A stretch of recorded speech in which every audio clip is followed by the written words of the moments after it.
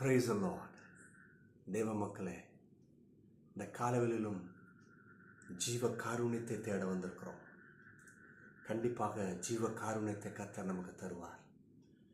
நம்முடைய வாழ்க்கையில் நிறைவானவர் வரும் பொழுது நம்மக்கிட்ட இருக்கிற குறை இருக்குது பார்த்தீங்களா, பற்றாக்குறை, அது ஒளிந்து போகும். அது வியாதியாக இருக்கலாம், மனக்லேசமாக இருக்கலாம், பற்றாக்குறையாக இருக்கலாம், தரித்திரமாக இருக்கலாம், வியாதியாக இருக்கலாம். காரியங்கள் கைகூடி வரலையே, என் பிள்ளைகளுக்காக நான் காத்துக்கிட்டு இருக்கிறேன், அவங்களுடைய நன்மையான காரியங்களுக்காக ஏன் இன்னும் கைகூடி வரல, இது குறைவு.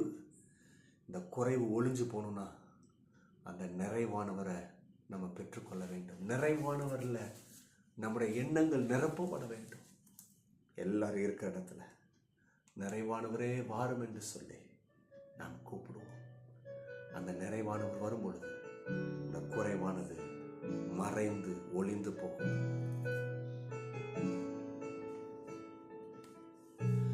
நிறைவான ஆவியானவரே, நீ வரும் போது குறைவுகள் மாறுமே. நிறைவான ஆவியானவரே, நீ வரும் போது குறைவுகள் மாறுமே. நீ வந்தா சூழ்நிலை மாறுமே, முடியாததும் சாத்தியமாகுமே. நீ வந்தா என் சூழ்நிலை மாறுமே, முடியாததும் சாத்தியமாகுமே. நிறைவே நீ வாருமே, நிறைவே நீ போதுமே, நிறைவே நீ வேண்டுமே. ஆவியானவரே, சொல்றீங்களா? நிறைவே நீ வாருமே, நிறைவே நீ வேண்டுமே, நிறைவே நீ போதுமே. ஆவியானவரே,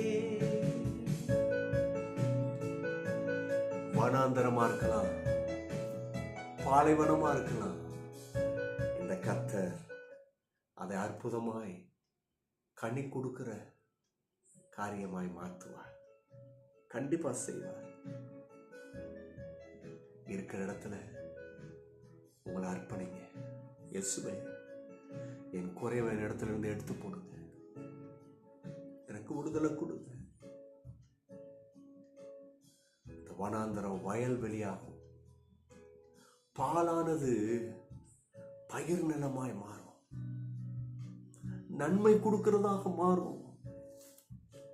இன்னைக்கு உங்க கண்டிஷன் வனாந்தரமா இருக்கலாம், பாலாய் போயிருக்கலாம். கர்த்தர் கையில உங்களை அர்ப்பணிப்பீங்கன்னா அந்த சூழ்நிலை மாறும். அந்த பாலானது பயிர் நிலமாய் மாறும். முடியாததும் சாத்தியமாகுமே. நிறைவே நீ போதுமே, நிறைவே நீ வேண்டுமே, நிறைவே ஆவியானவரே. இயேசுவே, நீர் வாரும். ஆமென், ஆமென்.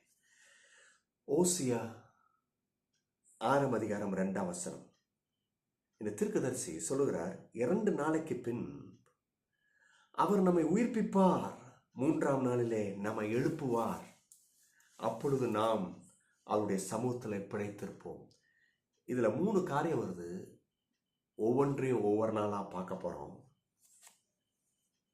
இந்த வசனத்தின் பின்னணி என்னன்னா, இஸ்ரவேல் ஜனம் திரும்பி பாவத்திலையும் விக்கிர ஆராதனையிலையும் கர்த்தருக்கு பிடிக்காத காரியத்திலும் விழுந்துடுறாங்க, திரும்பி திசை மாறி போயிடுறாங்க.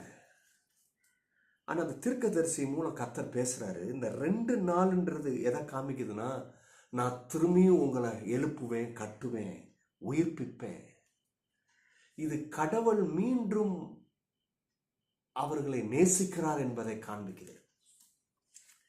இந்த வசனத்துல முதல் காரியம், 2 நாளைக்கு பின்பு அவர் நம்மை உயிர்ப்பிப்பார்.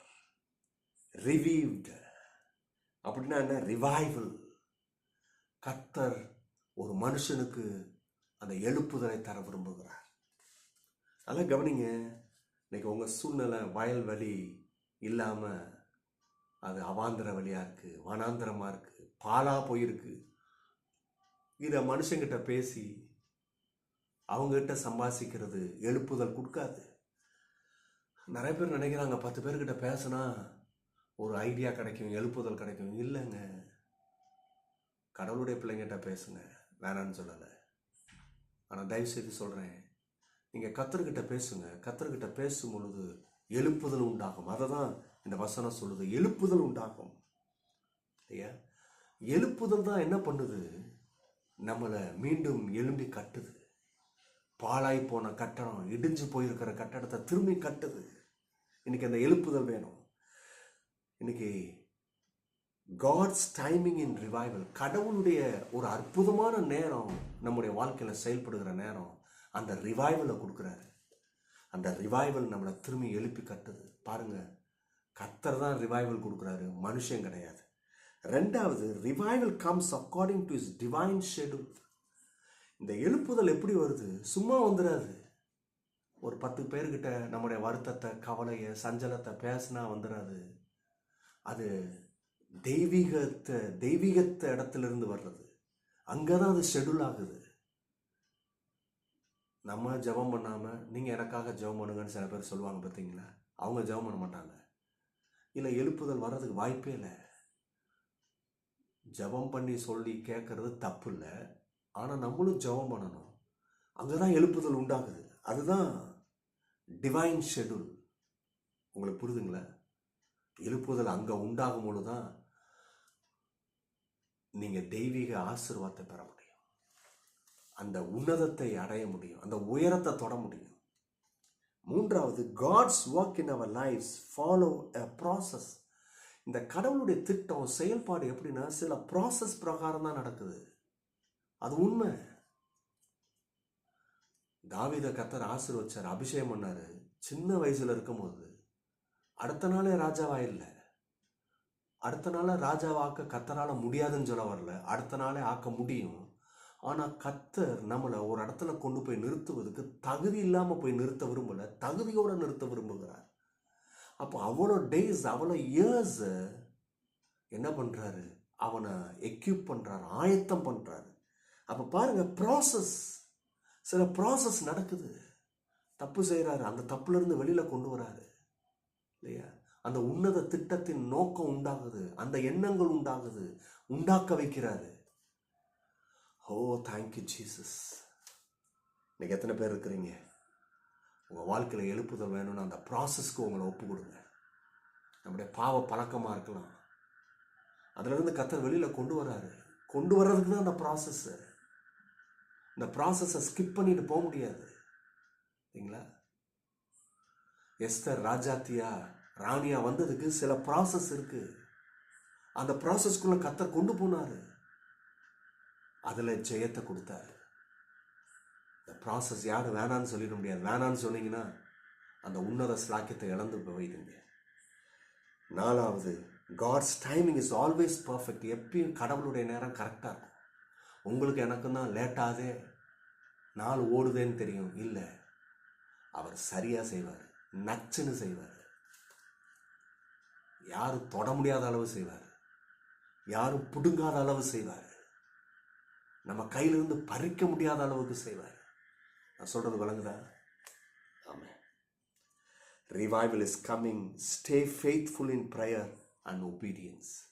எழுப்புதல் எப்போ வரும்னு சொன்னா, கர்த்தருக்கு உண்மையா இருங்க, ஜெபம் பண்ணுங்க, கீழ்ப்படிங்க. கர்த்தர் தாமே உங்களை ஆசீர்வதிப்பார். God bless you. Bye bye.